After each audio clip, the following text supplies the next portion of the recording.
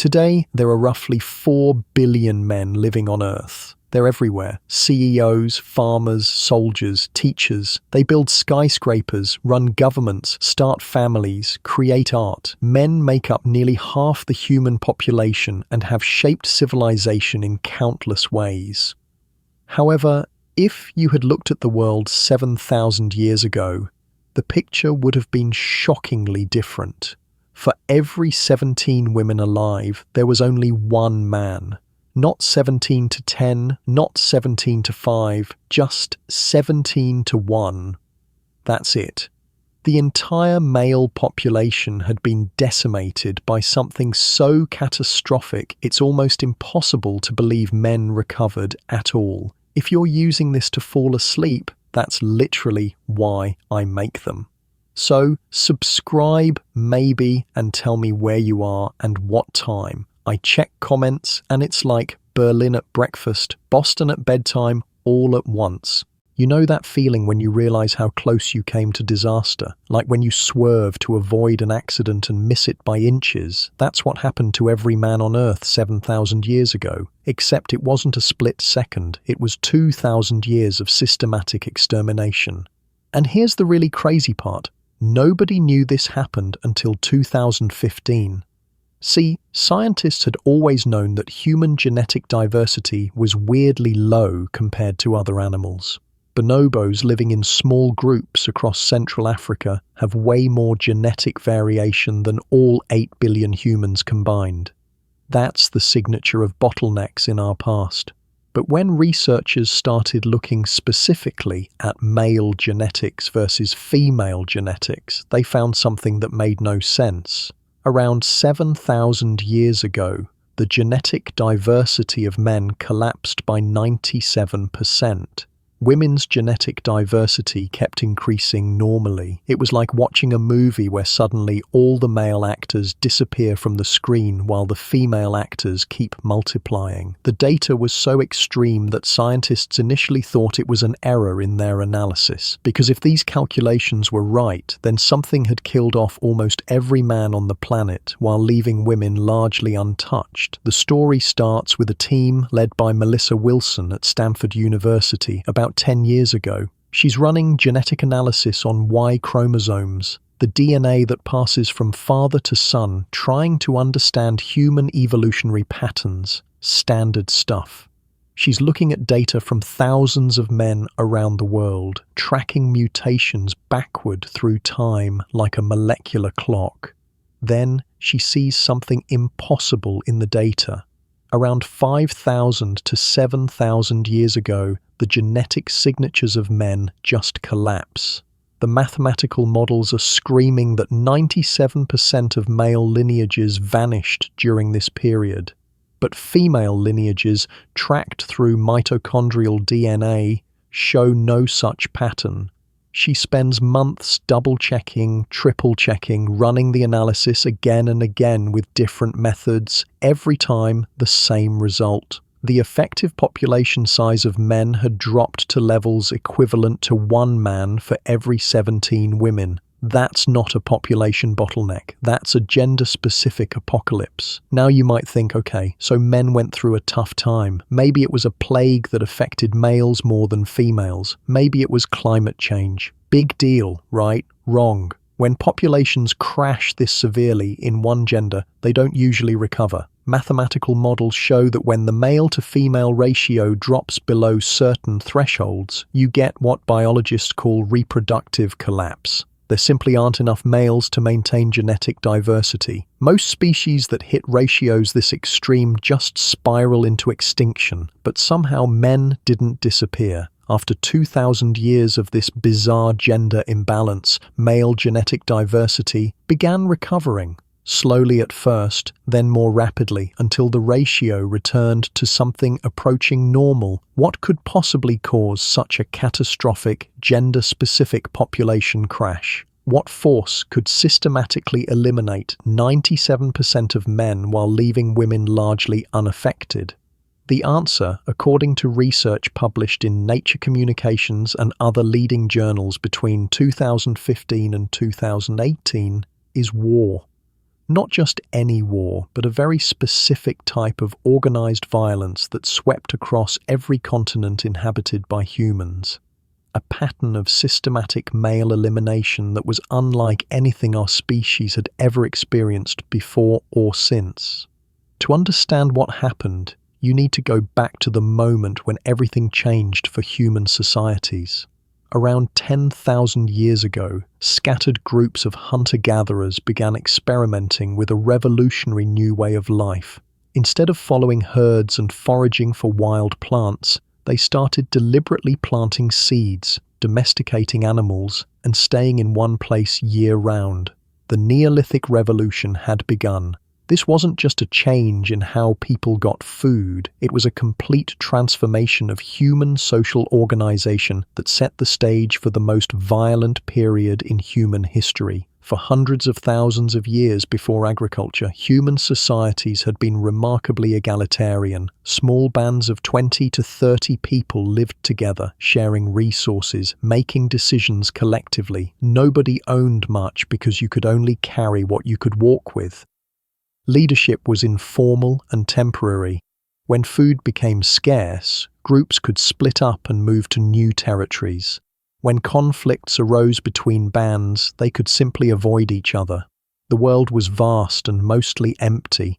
Most importantly, these societies were only loosely patriarchal. While men might have certain specialized roles as hunters or warriors, women had their own spheres of influence and decision-making power. Children belonged to both parents' lineages. Inheritance, when it existed at all, flowed through multiple family lines. But agriculture changed everything. And it changed it fast. Suddenly, humans were tied to specific pieces of land, to their crops, their domesticated animals, their stored food supplies, their permanent shelters built with enormous labor investment. They couldn't just leave when neighbors became hostile. They had to defend their resources or lose everything they'd worked years or decades to build.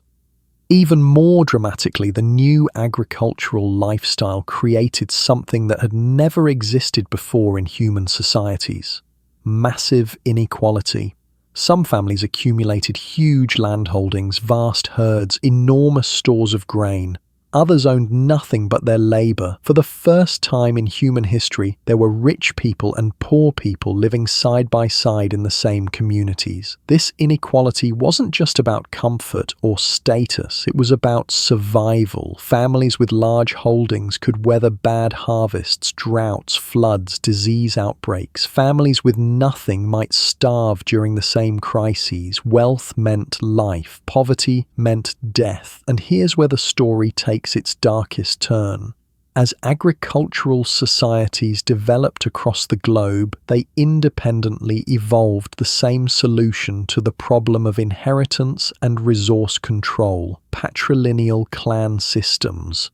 In these societies, everything flowed through the male line. Your clan identity came from your father. Your right to land came from your father. Your access to marriage partners, your status in the community, your protection against enemies, all depended on your father's lineage. Women married into their husbands' clans, bringing their children with them. But men stayed with their birth clans for life, inheriting and defending the accumulated wealth of their paternal ancestors. This wasn't random cultural evolution. Patrilineal inheritance made perfect economic sense in agricultural societies. Farming requires long-term investment in specific territories. You plant fruit trees that won't bear for years. You build terraces and irrigation systems that take decades to complete. You clear forests and improve soil in projects that span generations. Patrilineal inheritance meant these investments stayed within clan control. Sons inherited their father's improved land. Grandsons inherited their grandfather's established orchards. Over many generations, successful clans could accumulate enormous wealth and territorial holdings while maintaining the knowledge, motivation, and legal claim needed to manage them effectively. But patrilineal inheritance also meant that clans were now locked in zero-sum competition for survival. There was only so much good agricultural land, only so many reliable water sources, only so many prime territories with the right soil, climate, and defensive positions. Your clan's success inevitably came at the expense of other clans. In the old hunter-gatherer world, resource competition had been temporary and manageable. Groups could avoid each other, split territory, move to new regions when conflicts arose. But agricultural clans were trapped by their investments. They couldn't abandon the fields they'd spent generations improving. They couldn't walk away from the irrigation systems their grandfathers had built. They had to fight for their resources or watch their children starve. And when patrilineal clans went to war, the military logic was both simple and terrifying. When your clan defeated another clan in battle, you didn't just win a temporary victory. You had the opportunity to solve your resource problems permanently. You could seize their land, their animals, their stored food, their improved agricultural infrastructure. You could take their women as wives, concubines, and workers, because women could bear children, and children were future labor and warriors. But the men, the adult males of the defeated clan, had to die. All of them. Why? Because in patrilineal societies, adult males were the carriers of competing claims. As long as even one man from the enemy clan survived, their lineage continued. He could marry women from other clans, father children, pass down his grievances along with his genes. His sons would grow up knowing they were the rightful heirs to the land your clan had seized. Eventually, they would return, seeking revenge and reclamation.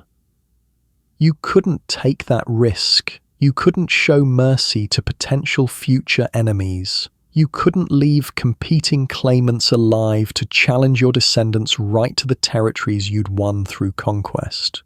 Most importantly, these societies were only loosely patriarchal. While men might have certain specialized roles as hunters or warriors, women had their own spheres of influence and decision-making power. Children belonged to both parents' lineages. Inheritance, when it existed at all, flowed through multiple family lines. But agriculture changed everything. And it changed it fast. Suddenly, humans were tied to specific pieces of land, to their crops, their domesticated animals, their stored food supplies, their permanent shelters built with enormous labor investment. They couldn't just leave when neighbors became hostile. They had to defend their resources or lose everything they'd worked years or decades to build. Even more dramatically, the new agricultural lifestyle created something that had never existed before in human societies: massive inequality. Some families accumulated huge landholdings, vast herds, enormous stores of grain. Others owned nothing but their labor. For the first time in human history, there were rich people and poor people living side by side in the same communities. This inequality wasn't just about comfort or status, it was about survival. Families with large holdings could weather bad harvests, droughts, floods, disease outbreaks. Families with nothing might starve during the same crises. Wealth meant life, poverty meant death. And here's where the story takes its darkest turn. As agricultural societies developed across the globe, they independently evolved the same solution to the problem of inheritance and resource control: patrilineal clan systems. In these societies, everything flowed through the male line. Your clan identity came from your father. Your right to land came from your father. Your access to marriage partners, your status in the community, your protection against enemies, all depended on your father's lineage. Women married into their husbands' clans, bringing their children with them. But men stayed with their birth clans for life, inheriting and defending the accumulated wealth of their paternal ancestors. This wasn't random cultural evolution. Patrilineal inheritance made perfect economic sense in agricultural societies. Farming requires long-term investment in specific territories. You plant fruit trees that won't bear for years. You build terraces and irrigation systems that take decades to complete. You clear forests and improve soil in projects that span generations.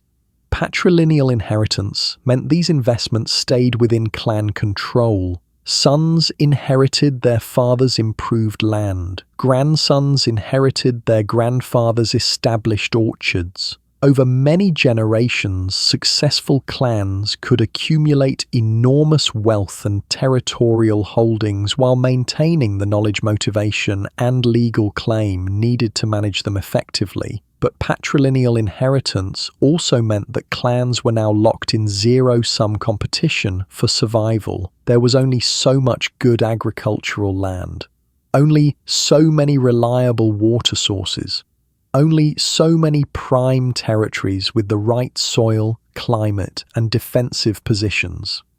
Your clan's success inevitably came at the expense of other clans. In the old hunter-gatherer world, resource competition had been temporary and manageable. Groups could avoid each other, split territory, move to new regions when conflicts arose. But agricultural clans were trapped by their investments. They couldn't abandon the fields they'd spent generations improving. They couldn't walk away from the irrigation systems their grandfathers had built. They had to fight for their resources or watch their children starve. And when patrilineal clans went to war, the military logic was both simple and terrifying. When your clan defeated another clan in battle, you didn't just win a temporary victory. You had the opportunity to solve your resource problems permanently. You could seize their land, their animals, their stored food, their improved agricultural infrastructure. You could take their women as wives, concubines, and workers, because women could bear children, and children were future labor and warriors. But the men, the adult males of the defeated clan, had to die. All of them. Why? Because in patrilineal societies, adult males were the carriers of competing claims. As long as even one man from the enemy clan survived, their lineage continued. He could marry women from other clans, father children, pass down his grievances along with his genes. His sons would grow up knowing they were the rightful heirs to the land your clan had seized. Eventually, they would return, seeking revenge and reclamation. You couldn't take that risk. You couldn't show mercy to potential future enemies. You couldn't leave competing claimants alive to challenge your descendants right to the territories you'd won through conquest. So the defeated males were eliminated completely. Their genetic lineages ended forever. Their territorial claims died with them. Their potential for future revenge was eliminated along with their lives. This is what anthropologists call patrilineal warfare, and it was unlike anything humans had practiced during the hundreds of thousands of years of hunter-gatherer existence. Previous conflicts had been small-scale disputes over immediate resources or personal grievances. They could be resolved through negotiation, ritual combat, or one group simply moving away. But patrilineal warfare was systematic extermination designed to permanently eliminate entire male lineages from the human gene pool. It was warfare specifically aimed at genetic as well as territorial conquest. The archaeological evidence for this period is both extensive and horrifying. Starting around 7,000 years ago, human settlements across Africa, Europe, and Asia show dramatic increases in fortifications, weapons, and evidence of systematic violence. Mass graves filled exclusively with adult males, their skulls crushed by war clubs or pierced by spear points. Entire villages burned to the ground with only women and children receiving proper burial. Fortified hilltop settlements surrounded by multiple defensive walls, watchtowers, and elaborate systems of ditches and barriers. Weapon caches containing hundreds of spear points, arrowheads, axes, and specialized tools designed specifically for killing humans. but perhaps most telling are the demographic patterns revealed by careful excavation. During the height of the patrilineal warfare period, archaeological sites show that human settlements lasted an average of less than 50 years before being destroyed and rebuilt by new occupants. Entire regions experienced complete population turnover every 2 to 3 generations. The genetic evidence matches the archaeological record with mathematical precision. Computer models based on the Y chromosome data show that during the peak warfare period, between 95% and 98% of males left no genetic descendants. They died as young warriors, were killed in raids before reaching reproductive age, or were eliminated when their clans were conquered by more successful competitors. The remaining 2% to 5% of men, members of the most successful warrior clans and their allies, were having enormous numbers of children. A powerful clan chief might maintain dozens of wives and concubines, fathering 50, 100, even 200 offspring over his lifetime. His brothers, sons, and close male relatives inherited similar privileges, spreading their genetic signatures across multiple generations and vast territories. Within just a few centuries, the Y chromosome lineages of these super-successful warrior chiefs dominated entire continents. Meanwhile, the genetic signatures of less successful men vanished as completely as if they had never existed. Their lineages hit evolutionary dead ends, while a tiny elite of mega-successful patriarchs populated enormous regions with their descendants. But this wasn't happening in just one place or one culture. The Y chromosome collapse occurred simultaneously across Africa, Europe, and Asia. Completely separate human populations, with no contact between them, all developed the same pattern of patrilineal warfare at exactly the same time. The trigger was agriculture itself. Wherever farming spread, patrilineal clan warfare followed with mathematical predictability. The Fertile Crescent of the Middle East, the Yellow River Valley in China, the Sahel region of Africa, the highlands of New Guinea, the river valleys of Europe, the Indus Valley of South Asia, every agricultural revolution independently produced the same social structures and the same solution to clan competition: eliminate all the men. This tells us something profound about human social psychology. The patrilineal warfare system wasn't a cultural accident that happened to spread from one region to another. It was an inevitable response to the economic and social pressures created by agricultural settlement. When humans became tied to fixed territories and accumulated inheritable wealth, patrilineal clan competition became not just possible, but unavoidable.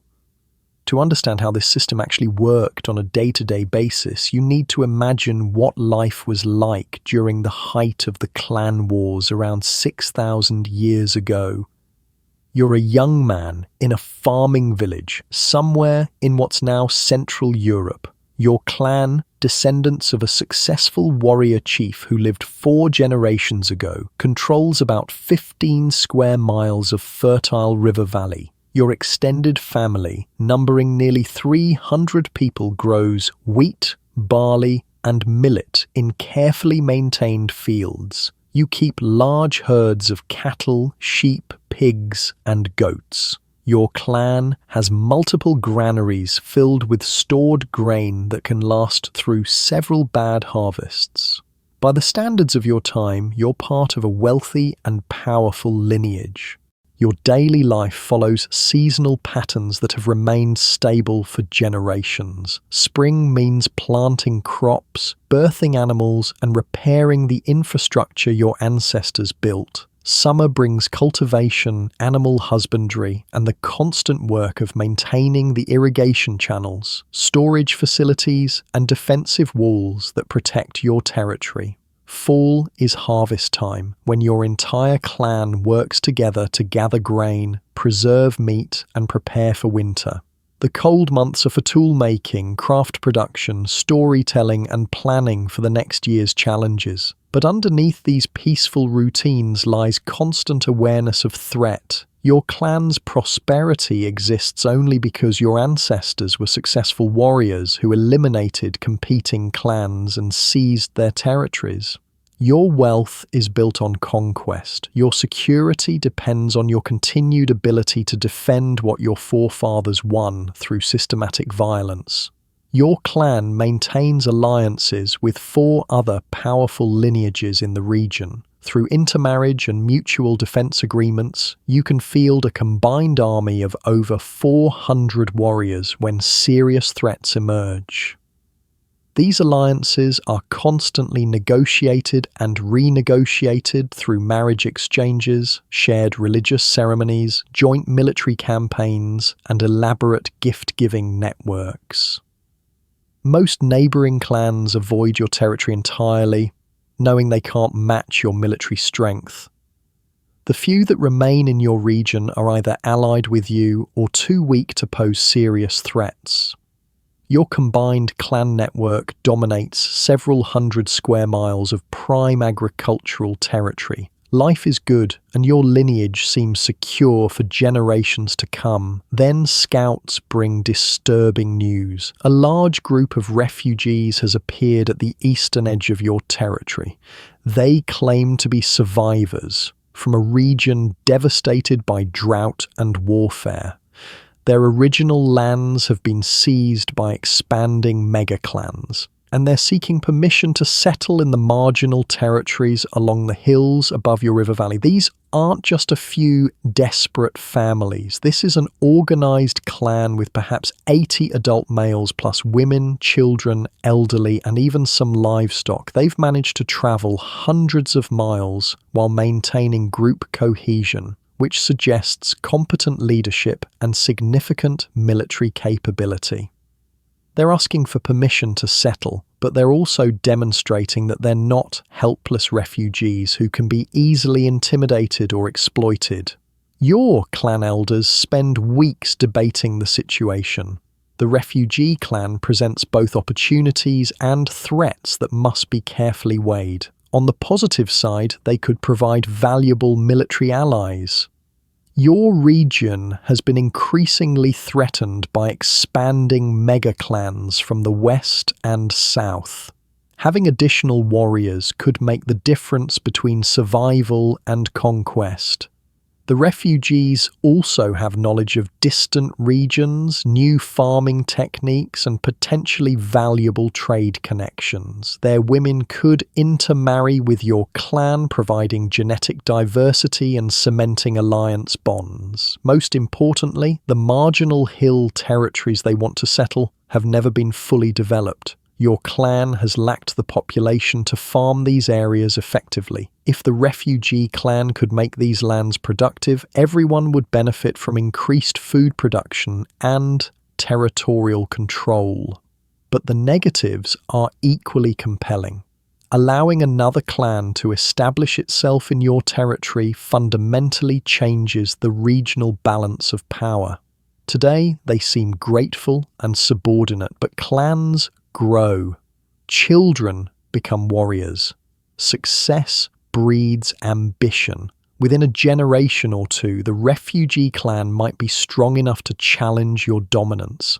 Within 3 or 4 generations, they might be competing directly for control of your core territories. Even worse, other clans will be watching how you handle this situation. If you appear weak or overly generous, more refugee groups will arrive seeking similar arrangements. Your territory could be flooded with competing clans, all claiming rights based on the precedent you set with the first refugees. The decision, when it finally comes, reflects the brutal calculus of patrilineal warfare. The refugee clan can stay, but only under terms that permanently subordinate them to your lineage's authority. They must acknowledge your clan as the dominant power in the region. They must pay substantial annual tribute, a significant portion of their harvest and livestock production. They must provide warriors for your clan's military campaigns, essentially serving as auxiliary forces under your command. They must accept restrictions on their territorial expansion, limiting them permanently to the marginal hill areas regardless of how successful they become. Most crucially, they must agree that any disputes between the clans will be resolved according to your clan's judgment. They're not being accepted as equals. They're being allowed to exist as subordinate dependents whose survival depends on your continued goodwill. The arrangement appears to work well for several years. The refugee clan pays their tribute reliably. Their warriors fight effectively alongside yours in successful campaigns against more distant enemies. Their women occasionally marry into your clan, bringing their labour and reproductive capacity into your lineage. The hill territories they've developed are producing surplus food that benefits the entire region, but the system contains the seeds of its own destruction. The refugee clan is growing rapidly. They've had several good harvests, their herds are multiplying, and their population is expanding. More importantly, their children are coming of age with no personal memory of desperation and gratitude. The young warriors of the refugee clan have never known anything but life in the hill territories. To them, this isn't land they were generously permitted to occupy. This is their homeland, the place where they were born and raised. Meanwhile, your own clan is facing new pressures. A severe drought has reduced your harvest for the second consecutive year. Livestock disease has killed many of your cattle. Your stored reserves, which seemed adequate for any crisis, are running dangerously low. For the first time in generations, your clan faces the possibility of genuine hunger. And there, in the hills above your valleys, the refugee clan's granaries are full. Their herds are healthy. Their fields produced excellent harvests even during the drought that devastated your crops. The tribute they owe could mean the difference between your clan surviving the crisis or facing starvation. But when tribute payment comes due, the refugee clan's messengers bring shocking news. They've experienced their own problems, they claim. Late frosts damaged their grain. Wild animals killed many of their sheep. They can only provide half the agreed-upon tribute. They hope your clan will be understanding and accept reduced payments until their situation improves. Your clan's elders are furious. It's obvious the refugee clan is lying. Your scouts have observed their full granaries, their healthy herds, their clear signs of prosperity. They're testing your strength, trying to determine whether your clan is still capable of enforcing the original agreement. They're betting that your current weakness will force you to accept their unilateral renegotiation of the tribute terms. But the elders also recognize a deeper truth. The refugee clan's behavior reveals that they no longer see themselves as grateful dependents. They see themselves as independent equals who can negotiate terms based on current circumstances rather than historical obligations. They've mentally transitioned from subordinate allies to potential competitors. This is the moment of decision that defined the patrilineal warfare period. Your clan faces a choice between accepting reduced tribute, which would signal weakness and invite further challenges, or enforcing the original terms through military action, which could lead to open war with a well-established clan that now knows your territory intimately. But there's actually a third option, one that the logic of patrilineal warfare makes almost inevitable. Why accept tribute from potential competitors when you could eliminate the competition entirely and seize their resources directly? The refugee clan controls territories that your clan has wanted to develop for decades. They've built infrastructure, cleared fields, established herds, and created productive farms on land that legally belongs to your lineage. Their labor has increased the value of your holdings enormously. Why share that wealth with subordinate allies when you could own it completely? More importantly, the refugee clan now represents a permanent threat to your descendants' security. Today, they're reducing tribute payments. Tomorrow, they'll demand territorial expansion rights. Within a generation, they'll be claiming equal status with your lineage. Within 2 generations, they'll be competing for control of your core territories. Their children will grow up believing they have legitimate claims to lands your ancestors won through conquest. The only way to eliminate this threat permanently is to eliminate the refugee clan's male lineage entirely. Kill all their men, absorb their women and children, seize their territories and resources, transform a potential long-term threat into an immediate short-term benefit. The planning takes months. Your clan coordinates with your traditional allies who agree that the refugee clan has become dangerously powerful and needs to be eliminated before they can threaten the entire regional alliance system. Warriors are positioned, escape routes are blocked, and every detail is planned to ensure complete success. The attack happens just before dawn on a feast day when the refugee clan is gathered in their largest settlement for religious ceremonies. Your combined forces, over 300 warriors, completely surround the settlement while people are still sleeping off the previous night's celebrations. It's not a battle, it's an execution. Every adult male is killed. Boys who have reached adolescence are killed too, because they represent the future of the refugee clan and will seek revenge if allowed to live. The killing is personal and brutal. Warriors use axes and spears to ensure their enemies are dead. They want to be certain no male lineage survives. They want the terror of this moment to discourage other clans from challenging your authority. The aftermath follows established patterns that have been refined over generations of clan warfare. The refugee clan's women are divided among the victorious warriors. Young, attractive women become wives or concubines. Older women become workers and servants. Children under 10 are adopted and raised as members of your clan, their original identities gradually erased through careful indoctrination and integration. All the refugee clan's resources are seized, their stored grain is distributed to your families, their livestock are driven to your pastures. Their tools, weapons, and trade goods are claimed as spoils of war. Their cleared fields and improved territories are incorporated into your clan's holdings. Most importantly, their settlements are systematically destroyed. Every building is burned. Every religious shrine is demolished.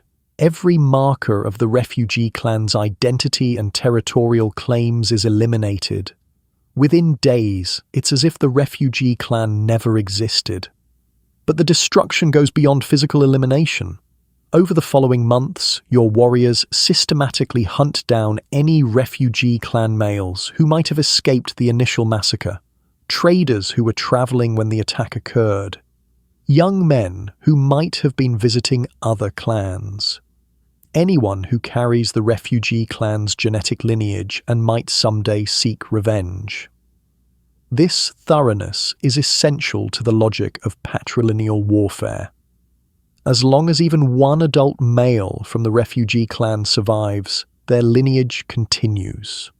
He can marry women from other clans, father children who carry his genetic signature, and pass down his grievances to future generations.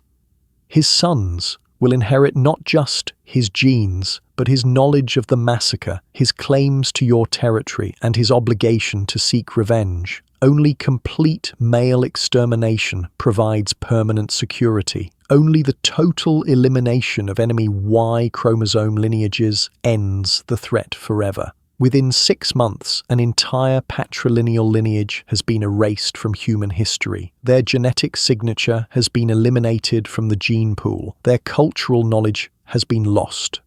Their territorial claims have been permanently resolved. Their potential for future competition has been ended. This scenario played out thousands upon thousands of times across every inhabited continent during the 2,000-year peak of patrilineal warfare. Computer simulations based on archaeological and genetic evidence suggest that the average clan lasted less than 8 generations before being eliminated by more successful competitors. Entire regions experienced complete genetic turnover every few centuries as megaclans conquered and absorbed smaller lineages. The mathematical implications are staggering. During the height of the warfare period, probably 19 out of every 20 men died without leaving male descendants. They were killed as young warriors, eliminated in conquests before reaching reproductive age, or simply couldn't compete for wives in societies where successful clan leaders monopolized most reproductive opportunities. The remaining 5% of men, members of the most successful megaclans and their closest allies, were having enormous numbers of children. A powerful clan chief might father dozens of sons with multiple wives and concubines. Each son would inherit high status, access to resources, and the opportunity to father dozens of children himself. Within just a few generations, the genetic signatures of these super-successful males would dominate entire regions. Their Y chromosome lineages would spread across vast territories as their descendants conquered neighboring clans and absorbed their women. Meanwhile, the genetic signatures of less successful men would vanish completely, as if their lineages had never existed. This process was self-reinforcing in the most brutal possible way. Megaclans with more warriors could defeat smaller clans more easily. Victory brought additional territories, resources, and women, which allowed the winning clans to support even more warriors and attract additional allies. Success bred more success, while failure bred complete genetic extinction. Over time, this led to the emergence of what genetic anthropologists call superclans, vast extended family networks that could field thousands of warriors and control territories larger than modern countries. These superclans dominated the late Neolithic period, and their genetic signatures are still clearly visible in modern human populations. The most successful warrior chiefs from this period have more living descendants than almost any other humans in history. Genetic analysis suggests that some patrilineal lineages that expanded during the clan warfare period now include hundreds of millions of people across multiple continents. Every man carrying these Y chromosome signatures descends from a warrior who lived during the age of systematic male elimination. But the clan warfare system also contained internal contradictions that ultimately doomed it to collapse. First, there was the problem of scale and coordination. As mega-clans grew larger and more successful, they became increasingly difficult to manage effectively. A clan network with 10,000 members spread across thousands of square miles couldn't maintain the tight social cohesion that made patrilineal warfare effective. Internal disputes arose over inheritance rights, leadership succession, territorial boundaries, and resource allocation. Large clans began fragmenting into competing sub-clans, each jealously guarding its own interests. These internal divisions were readily exploited by external external enemies, rival mega-clans would form alliances with disgruntled sub-clans, turning the successful lineage's own members against each other. Civil wars became as destructive as external conflicts. The same military skills that had been used to eliminate outside enemies were now being used for internal power struggles that weakened everyone involved. Second, there was the problem of diminishing returns from conquest. As the most successful mega-clans eliminated their smaller competitors, they ran out of easy targets. The remaining clans were also large, well-organized, and heavily armed. Warfare became increasingly costly and less profitable. Battles that had once ended in decisive victories with minimal casualties now resulted in bloody stalemates that could decimate both sides. The economic logic of clan warfare began to break down. It was no longer profitable to attack neighboring territories when those territories were defended by mega-clans with thousands of experienced warriors. The costs of maintaining large standing armies began to exceed the benefits of territorial expansion. Resources that could have been used for productive activities were being consumed by an endless arms race between competing mega-clans. Third, there was the demographic crisis caused by the warfare system's own success. After 2,000 years of systematic male elimination, the surviving mega-clans had eliminated so much genetic diversity that they faced severe shortages of suitable marriage partners. Young men who would have died in battles against enemy clans were now surviving to reproductive age in larger numbers. But there weren't enough women from outside their own extended families for them to marry. The same genetic bottleneck that had eliminated 97% of male lineages was now threatening the remaining 3% with inbreeding depression.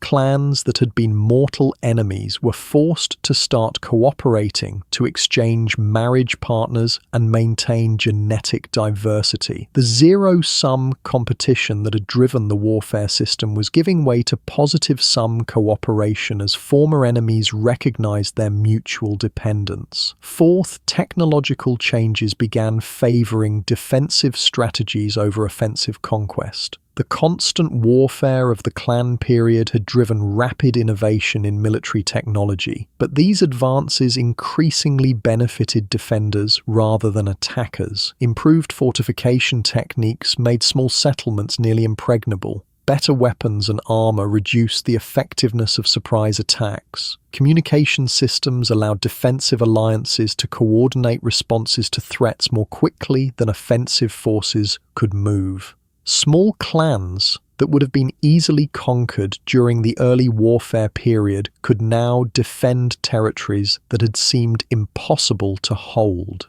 The military advantages that mega-clans had enjoyed began to erode as their potential victims developed better defensive capabilities. Finally, there was what military historians call the victory paradox. The most successful mega-clans had achieved their goals too completely. They had eliminated so many competitors that they now controlled vast territories with relatively sparse populations. They had more land than they could effectively farm, more resources than they could efficiently manage, more territory than they could adequately defend. These overextended mega-clans became vulnerable to exactly the same kinds of attacks they had used to build their empires. Smaller, more mobile groups could raid their territories, steal their resources, and disappear before the mega-clans could organize effective responses. The hunters became the hunted. Around 5,000 years ago, the patrilineal clan warfare system began collapsing under the weight of these multiple contradictions. Archaeological evidence shows a dramatic shift toward more complex forms of social and political organization. Instead of competing mega-clans engaged in zero-sum warfare, you begin to see the emergence of states, kingdoms, and empires that incorporated multiple clan lineages under unified leadership. These new political systems solved the problems that had made pure clan warfare unsustainable. They created legal institutions for resolving disputes between lineages without resorting to extermination. They developed administrative systems that could manage large territories more efficiently than extended family networks.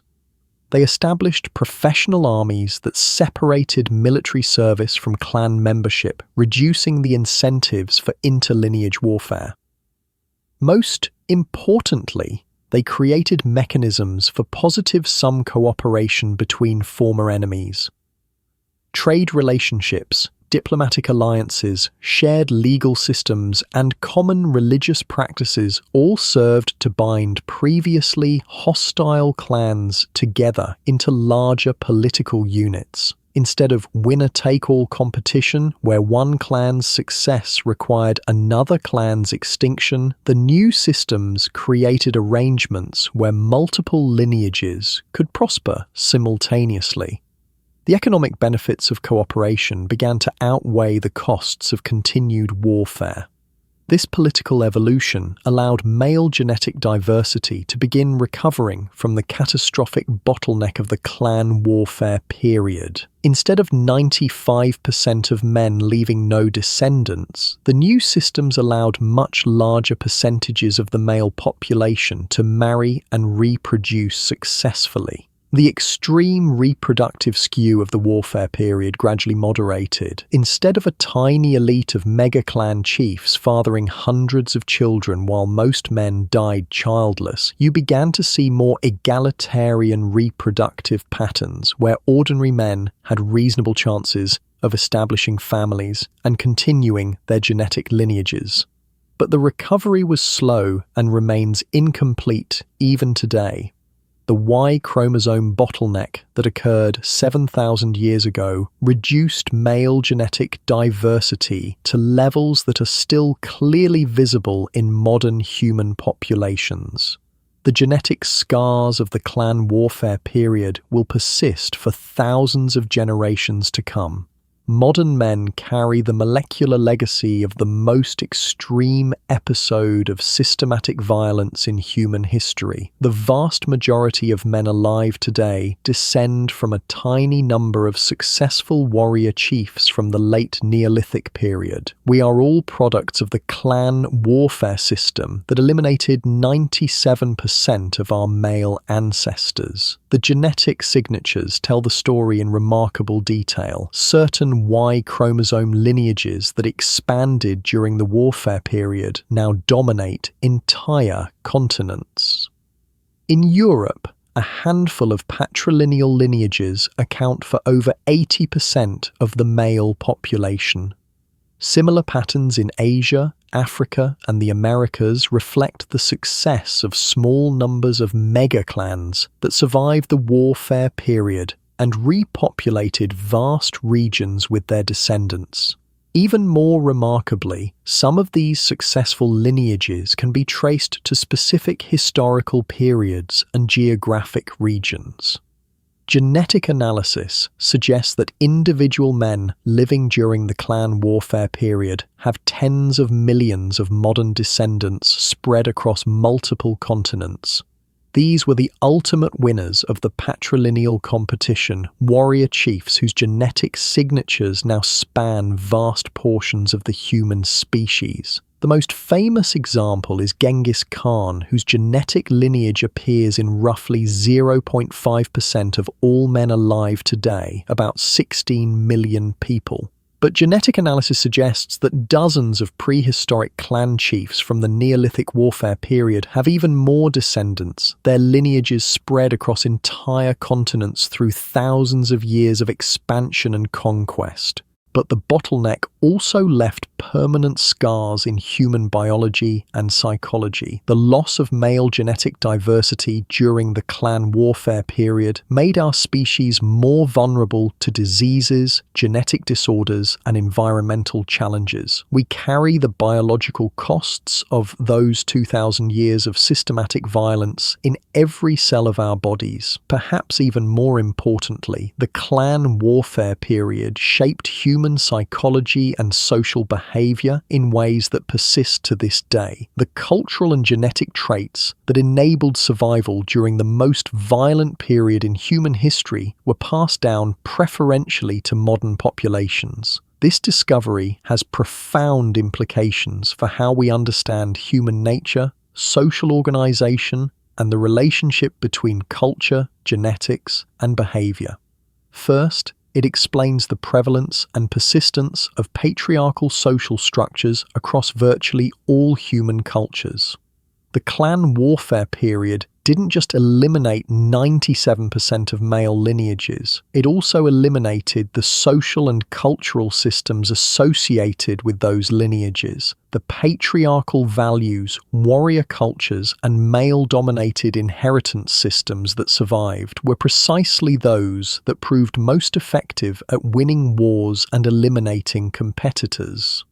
These weren't random cultural preferences that happened to spread widely. They were social systems that had been tested under the most extreme competitive pressures imaginable and had proven their effectiveness through systematic elimination of alternatives. Modern patriarchy is the direct descendant of social structures that were selected for during 2,000 years of systematic male elimination. The cultural practices that promoted patrilineal warfare were literally bred into human societies through the most intense selection event in recent human history. This doesn't make patriarchal systems inevitable or morally justified, but it does explain why they've been so persistent and widespread across otherwise diverse human cultures. Social structures that survived the clan warfare period carried enormous survival advantages under certain conditions, making them difficult to eliminate even when those conditions no longer apply. Second, the bottleneck discovery explains why human males show such high levels of aggression, competitiveness, and risk-taking behavior compared to females and compared to males of other primate species. The Y chromosome bottleneck represents the most intense selection pressure ever applied to human behavioral traits. For 2,000 years, the most successful males were those best adapted for systematic warfare, zero-sum competition, and organized violence. The psychological characteristics that enabled survival during the clan warfare period — aggression, strategic thinking, willingness to take extreme risks, intense loyalty to in-groups combined with hostility toward out-groups — were passed down preferentially to modern populations. Men today are literally descended from the most successful warriors in human history. The same mental traits that allowed ancient clan chiefs to organize systematic elimination of their competitors are still present in modern male psychology. This doesn't mean violent behavior is inevitable or genetically determined, but it does explain why these tendencies are so common and so difficult to eliminate entirely. Third, the bottleneck reveals how quickly and dramatically human societies can descend into systematic violence when certain triggers are present. The transition from relatively peaceful hunter-gatherer societies to the patrilineal warfare system took only a few centuries in most regions. Entire continents adopted patterns of systematic male elimination simultaneously, despite having no contact with each other. This suggests that the underlying tendencies toward this type of organized violence are deeply embedded in human social psychology, emerging predictably when specific conditions are met. The triggers were straightforward: resource accumulation, territorial attachment, patrilineal inheritance, and population growth.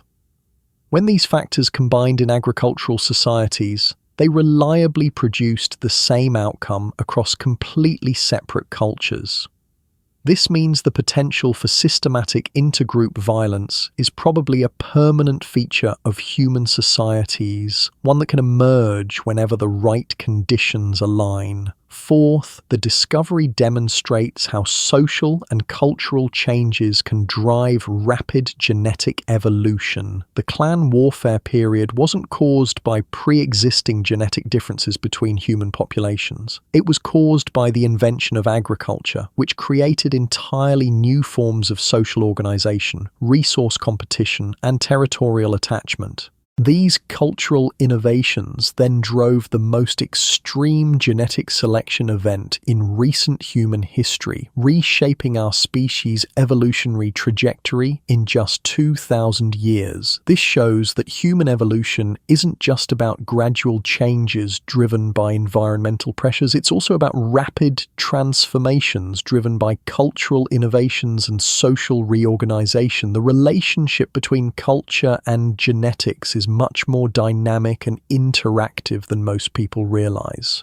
The societies we build can create selection pressures that literally change who we are as a species within relatively short time periods. Culture doesn't just reflect human nature, it actively shapes human nature through evolutionary processes. But perhaps most importantly, the Y chromosome bottleneck demonstrates both the extraordinary destructive potential and the remarkable recovery capacity of human social organization. The clan warfare period shows what happens when human intelligence, cooperation, and technological capability are channeled toward zero-sum competition and systematic elimination of rivals.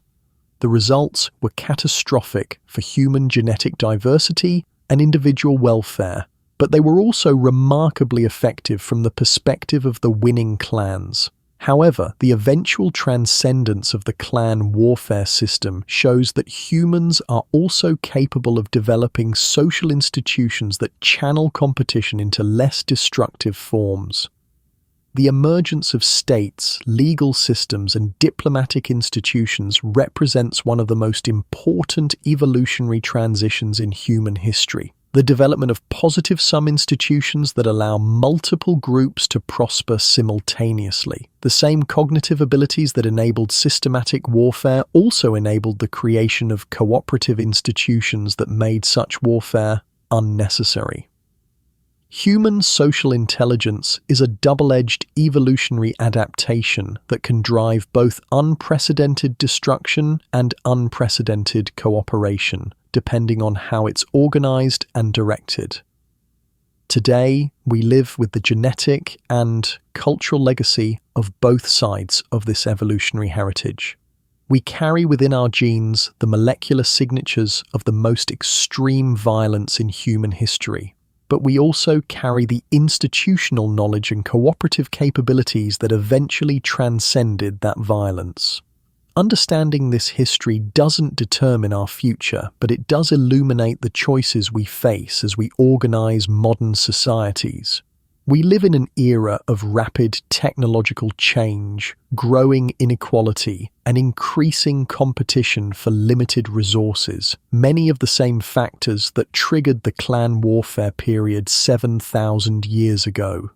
The question is whether we can learn from the lessons of the Neolithic period to avoid repeating its mistakes, or whether we'll allow similar conditions to drive new forms of systematic violence. The stakes are enormous. The Y chromosome bottleneck reminds us that human societies are capable of organized violence on a scale that can literally reshape our species' genetic future. The choices we make about social organization, resource distribution, and conflict resolution don't just affect our own generation. They can influence the evolutionary trajectory of humanity for thousands of years to come. But the bottleneck also reminds us that recovery and renewal are possible. The male genetic diversity that was nearly eliminated during the clan warfare period has been slowly but steadily recovering for the past 5,000 years. Human societies proved capable of transcending the social systems that created the bottleneck and developing more inclusive alternatives that allow multiple lineages to coexist successfully. We are all descendants of both the perpetrators and the survivors of the most extreme gender-specific violence in human history. We carry within our DNA the molecular evidence of both systematic elimination and remarkable recovery. The capacity for both catastrophic destruction and cooperative renewal is part of our evolutionary inheritance. The genetic signatures of the clan warfare period will persist in human populations for thousands of generations to come. Every man alive today carries Y chromosome lineages that survived 2,000 years of systematic male elimination. These aren't just abstract scientific data points. They're molecular reminders of real human experiences, of ancient choices between cooperation and competition, inclusion and elimination, adaptation and destruction. But these same genetic signatures also carry the legacy of the recovery period. The fact that male genetic diversity began increasing again 5,000 years ago reflects real social and cultural changes that our ancestors made to transcend the clan warfare system. They chose cooperation over continued competition, inclusion over systematic elimination, positive-sum arrangements over zero-sum warfare.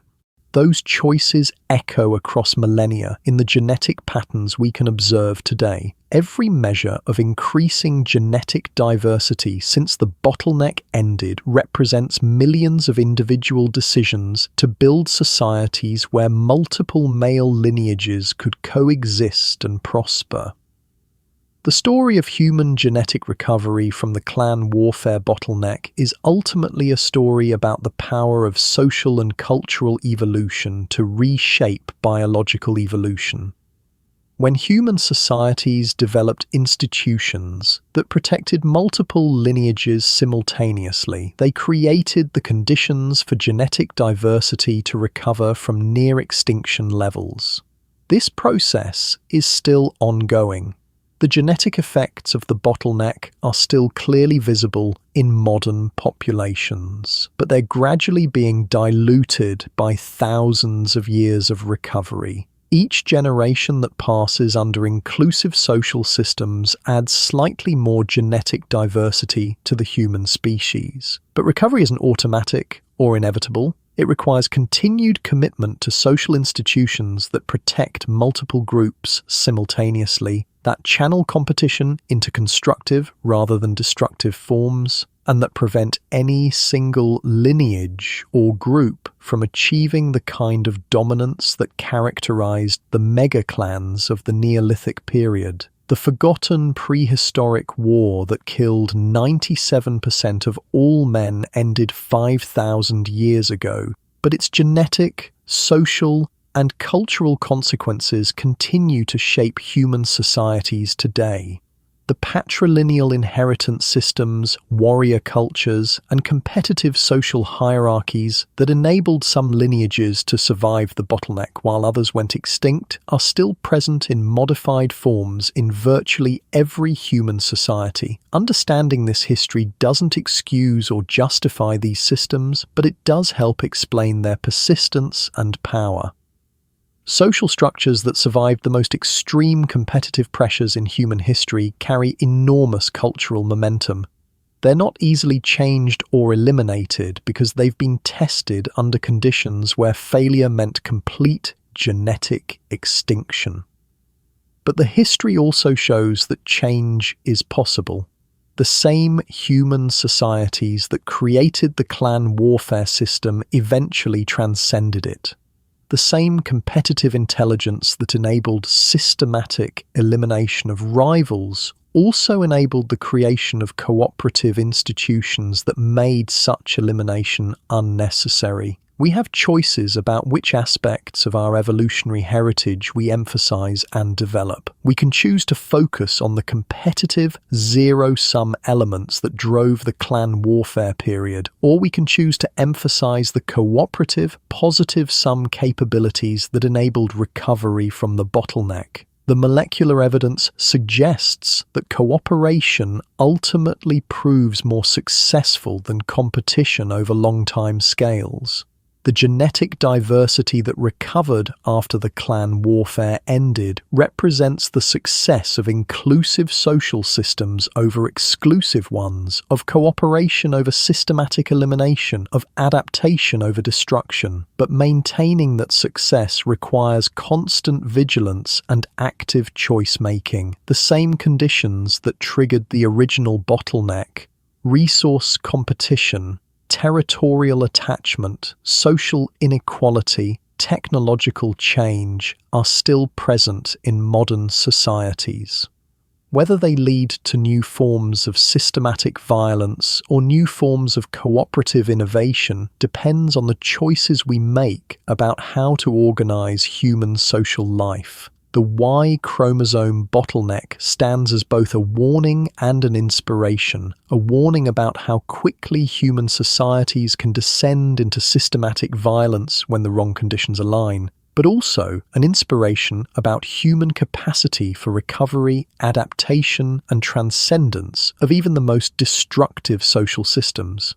7,000 years ago, the genetic future of human males hung by a thread so thin that 97% of them left no descendants. Today, 4 billion men live on Earth, each one carrying the molecular signature of both that ancient crisis and the remarkable recovery that followed. We are all products of the most extreme violence and the most successful cooperation in human history. The genetic lineages flowing through our veins represent both systematic elimination and systematic inclusion, both zero-sum competition and positive-sum collaboration, both the worst and the best of human social organization. The prehistoric war is over, but its most important lessons remain encoded in our DNA. We carry within ourselves the molecular memory of what happens when human societies choose elimination over inclusion, competition over cooperation, destruction over adaptation. But we also carry the genetic proof that recovery is possible, that social systems can be transcended and transformed, and that cooperation can ultimately triumph over systematic violence. The forgotten war that killed 97% of all men is written in the Y chromosomes of every male alive today. But so is the recovery. So is the evidence that humans can transcend their most destructive impulses when they choose to build inclusive societies rather than exclusive ones. That choice faces every generation. The genetic legacy of both the bottleneck and the recovery flows through us, waiting to inform the decisions we make about how to organize human societies, how to resolve our conflicts, and how to channel our competitive energies into constructive rather than destructive forms. The clan wars ended 5,000 years ago. The genetic scars will persist for millennia to come, but the capacity to choose cooperation over competition, inclusion over elimination, positive-sum collaboration over zero-sum warfare, that capacity is also written in our genes, proven by 5,000 years of recovery from the most extreme violence in human history. We are all descendants of the survivors of the forgotten prehistoric war, all carriers of genetic lineages that proved capable of both systematic destruction and systematic cooperation. All inheritors of both the darkest and the brightest possibilities of human social organization. Which aspects of that inheritance we emphasize, which potentials we develop, which lessons we learn from the molecular memory encoded in our cells. Those choices will determine what future geneticists discover when they analyze the DNA of our descendants thousands of years from now. The war may be forgotten, but its lessons live on in every human chromosome, waiting to guide us toward either repetition of ancient mistakes or transcendence of ancient limitations. The choice, as always, is ours. But let's go deeper into what this actually looked like. let's talk about the daily reality of living through the most violent period in human history, because the numbers alone don't capture the human experience of systematic male elimination. Picture this. You're a woman living during the peak of the clan warfare period around 6,000 years ago. Your husband was killed 3 months ago when a rival mega-clan overran your territory. You watched as enemy warriors systematically executed every adult male in your settlement. Your teenage son tried to hide, but they found him and killed him too, because boys old enough to remember their father's clan represented future threats. Now you're the property of one of the enemy warriors, not a wife, not even a concubine, just a worker assigned to tend his fields and bear his children. Your toddler daughter will grow up calling this man father, never knowing her real parentage. Any sons you bear will carry his genetic lineage, not your dead husband's. This was the lived experience of probably millions of women during the clan warfare period. They weren't just witnesses to male elimination, they were the mechanism by which winning clans converted their military victories into genetic dominance.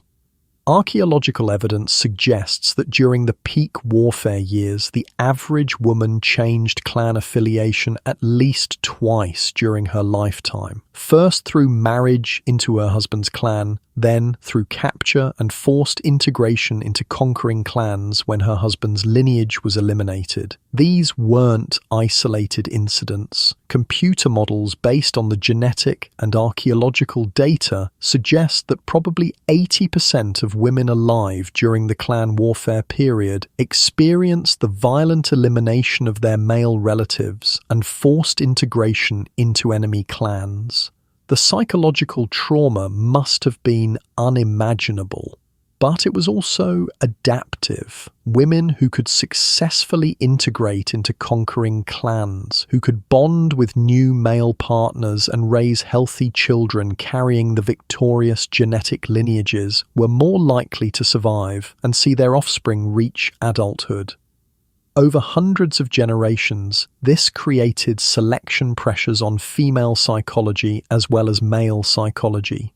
Women who were too loyal to eliminated male lineages, too resistant to integration into conquering clans, were less likely to survive and reproduce successfully. This may explain certain patterns in human female psychology that have puzzled evolutionary psychologists. Why are women generally more flexible in their social affiliations than men? Why do they show greater ability to adapt to new social contexts and form bonds with previously hostile groups? The clan warfare period may have selected for exactly these psychological traits in women. But the genetic evidence reveals an even darker pattern. Analysis of mitochondrial DNA, which passes from mother to daughter, shows that female genetic diversity actually increased during the clan warfare period, while male genetic diversity collapsed. This means that while 97% of male lineages were being eliminated, female lineages were proliferating. Successful warrior clans weren't just killing enemy males, they were actively collecting enemy females from multiple conquered territories. A single megaclan might incorporate women from dozens of eliminated lineages. These women brought their diverse genetic signatures into the conquering clan, increasing overall genetic diversity even as their original male lineages were being systematically destroyed. The mathematics are chilling. Each successful warrior might claim women from multiple conquered clans. If a warrior participated in 10 successful raids during his lifetime, he might accumulate wives and concubines, representing 10 different eliminated male lineages. His children would carry his Y chromosome signature but mitochondrial DNA from multiple female lineages.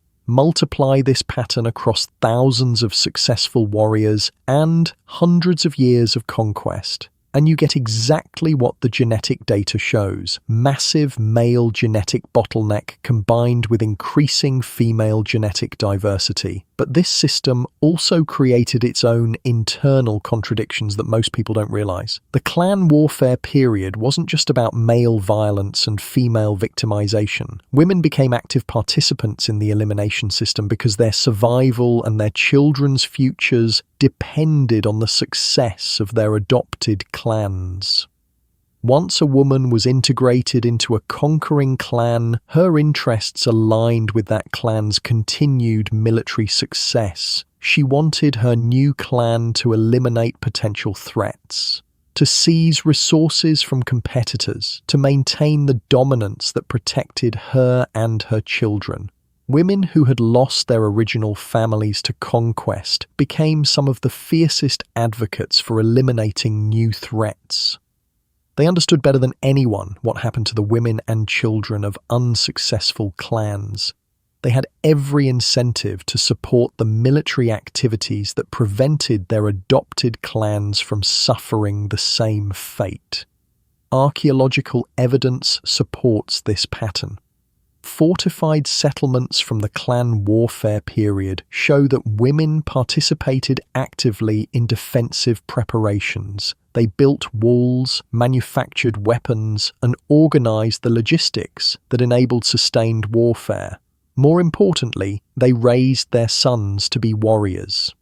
The most successful clans were those where women effectively transmitted warrior values to the next generation. Boys raised by mothers who fully embraced their adopted clan's military culture were more likely to become effective fighters who could continue the cycle of conquest and elimination. This created what anthropologists call matricidal selection.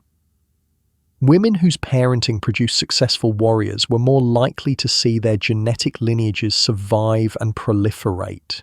Women who couldn't or wouldn't raise effective fighters were more likely to see their children eliminated when competing clans proved more militarily capable. Over many generations, this selected for female psychological traits that supported rather than opposed the systematic elimination of male competitors. The mothers who survived the clan warfare period were those who could successfully raise sons capable of killing other women's sons. Think about the psychological implications. The clan warfare period selected simultaneously for male aggression and female support for male aggression. Both men and women who survived this period carried genetic and cultural traits that enabled them to participate effectively in systematic violence. This helps explain some puzzling features of modern human societies. Why do women often support military activities and warrior cultures even when they're excluded from direct combat roles? Why do mothers take pride in raising sons who excel at competitive and potentially violent activities? The clan warfare period may have selected for exactly these psychological patterns in both sexes. Men and women who could cooperate effectively in systematic elimination of competitors were more likely to survive and pass on their genes. But the system also created unprecedented levels of psychological stress and social instability. Living under constant threat of elimination, where your survival depended on your clan's continued military success, must have been extraordinarily taxing. Archaeological evidence from the warfare period shows dramatic increases in stress-related health problems. Skeletal remains display markers associated with chronic malnutrition, indicating that resources were constantly being diverted to military activities rather than basic sustenance. Life expectancy was probably shorter during the peak warfare years than during earlier hunter-gatherer periods. Even more tellingly, artistic and cultural artifacts from this period show obsessive focus on military themes, defensive preparations, and clan identity markers. These weren't societies with rich, diverse cultural lives. They were societies organized entirely around the demands of systematic warfare. The psychological cost of maintaining the elimination system may help explain why it eventually broke down. After 2,000 years of constant warfare, Human societies were exhausted. The social and psychological resources required to maintain systematic elimination of competitors were simply too expensive to sustain indefinitely. The collapse of the clan warfare system around 5,000 years ago wasn't just about military or demographic factors. It was also about psychological and cultural exhaustion. Human societies had pushed the logic of competitive elimination to its absolute limits and discovered those limits were unsustainable. The recovery period that followed represents one of the most remarkable transformations in human social history. Societies that had organized entirely around zero-sum competition began developing positive-sum institutions that allowed multiple groups to coexist and prosper simultaneously. This transition didn't happen overnight. Archaeological evidence shows it took several centuries for the new cooperative institutions to fully replace the old elimination systems. But once the transition began, it accelerated rapidly across multiple continents. The key innovation was the development of what anthropologists call supraclan institutions, legal systems, religious organizations, trade networks, and political structures that transcended individual clan boundaries and created incentives for cooperation rather than elimination. These institutions solved the fundamental problem that had driven the clan warfare system: how to manage competition for limited resources without resorting to systematic elimination of competitors. Instead of winner-take-all contests where losing clans disappeared entirely, the new systems created mechanisms for sharing resources, resolving disputes, and maintaining multiple lineages within the same territories. The genetic evidence shows how successful this transition was. Male genetic diversity began recovering almost immediately as the new cooperative system spread. Instead of 95% of men leaving no descendants, much larger percentages of the male population could marry and reproduce successfully under the new arrangements. But the recovery wasn't uniform across all regions or populations.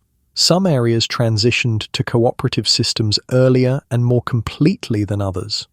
The genetic signatures of these differences are still visible in modern populations. European populations show relatively early and complete recovery from the bottleneck, suggesting that cooperative institutions developed quickly and effectively in that region. Asian populations show more complex patterns, with some lineages recovering rapidly while others remained bottlenecked for longer periods. African populations show the most interesting patterns of all, because Africa was the original homeland of human species and experienced multiple waves of agricultural development. The genetic signatures are more complex. Some regions show clear bottlenecks associated with the spread of agriculture and clan warfare.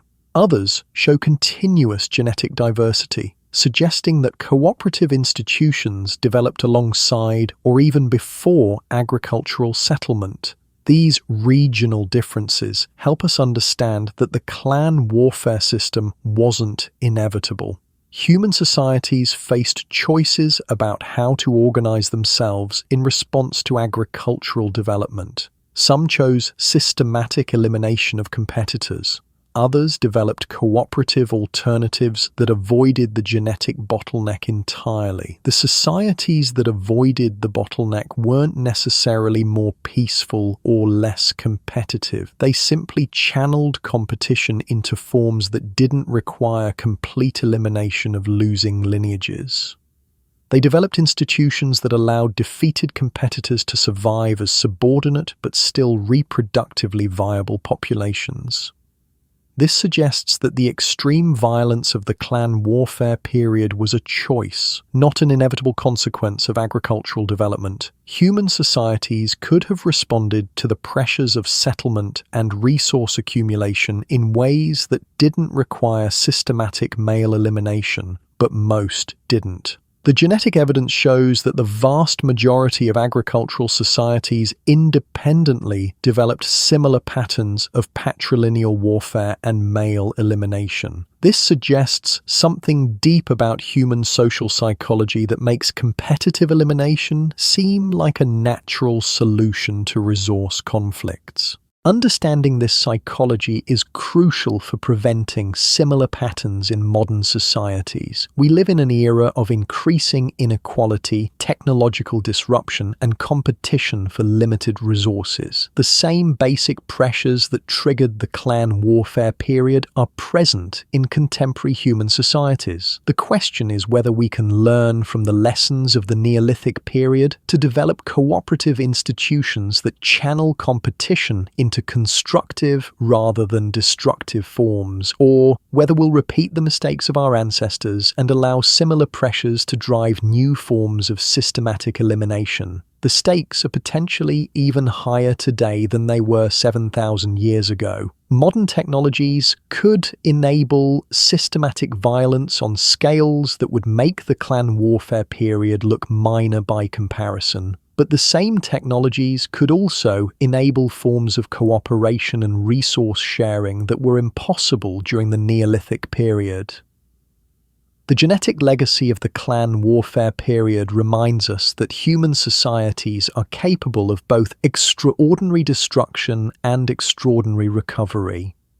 We carry within our DNA the molecular evidence of the most extreme violence in human history, but we also carry the genetic signatures of the recovery period, proof that cooperative institutions can transcend even the most destructive competitive systems. The clan warfare period eliminated 97% of male lineages in just 2,000 years. But the recovery period has been gradually restoring genetic diversity for 5,000 years. The same human cognitive abilities that enabled systematic elimination also enabled the development of cooperative alternatives that made such elimination unnecessary. We are all products of both the destruction and the recovery. Our genetic inheritance includes both the capacity for systematic violence and the capacity for systematic cooperation. Which potential we develop depends on the choices we make about how to organize our societies and resolve our conflicts.